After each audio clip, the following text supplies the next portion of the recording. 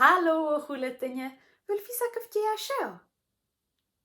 Hasibh cearst, sé coineach nó rapid agus sta lei se bhí léim agus de daus.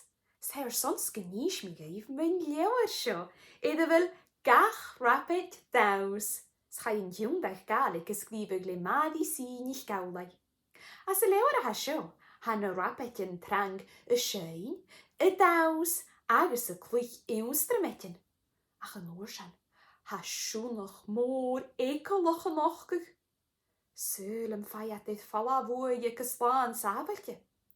Syl yn bi siwnach y daws. Wel, fe mi sy'n lewer y lefyg yr son sy'n ein ymach.